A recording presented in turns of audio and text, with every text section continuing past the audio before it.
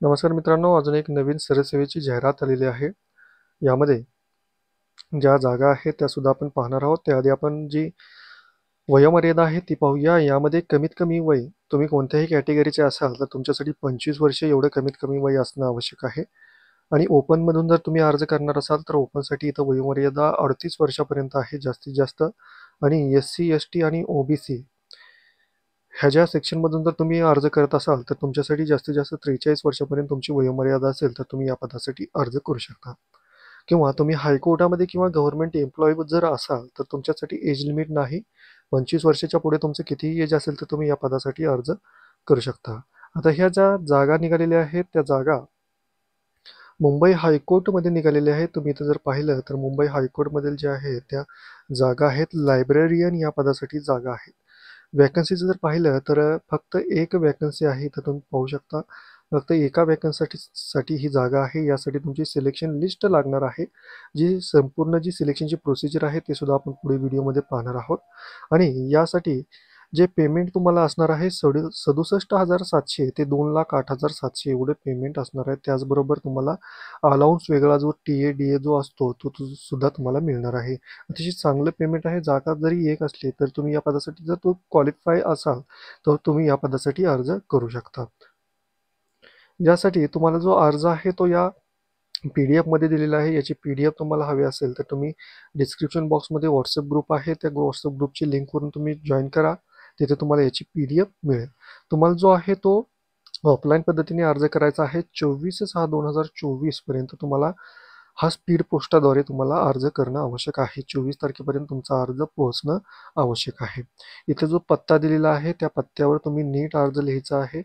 हा पत्ता टाकायचा आहे. या पत्त्यावर तुम्हाला अर्ज पाठवायचा आहे. आता ज्यावेळेस तुम्ही अर्ज भरणार आहोत त्यावेळेस जो लिफाफा आहे त्या लिफाफ्यावर तुम्हाला application for the post of librarian असा उल्लेख करणं आवश्यक आहे. आता महत्त्वाचं म्हणजे यामध्ये आपण एज लिमिट पाहिलेलं आहे. त्यानंतर क्वालिफिकेशन आणि एक्सपिरियन्स जो आहे तो आपण इथं पाहूया. क्वालिफिकेशन जे आहे तर तुमच्याकडे कोणतीही बॅचलर डिग्री तुमच्याकडे असेल तर तुम्ही या पदासाठी अर्ज करू शकता. आणि त्याचबरोबर तुमच्याकडे 3 वर्षाचा एक्सपिरियन्स जो आहे तो लायब्ररियन या पदाचा असणं आवश्यक आहे. म्हणजे लायब्ररी या पदाचा एखादं गव्हर्नमेंटचं लायब्ररी असेल किंवा युनिव्हर्सिटी कॉलेज स्कूल किंवा पब्लिक लायब्ररी जर असेल यामध्ये तुमच्याकडे 3 वर्ष काम केलेला अनुभव असेल तर तुम्ही या पदासाठी अर्ज करू शकता. त्याचबरोबर तुमच्याकडे MSCIT म्हणजे एखादा कॉम्प्युटर कोर्स इथे कॉम्प्युटर कोर्सची सुद्धा यादी दिलेली आहे. जसं की MSCIT, CCC आहे, बोस्टन आहे, डाटा प्रो आहे. यापैकी तुमच्याकडे कोणताही एक सर्टिफिकेट असेल तर तुम्ही या पदासाठी अर्ज करू शकता.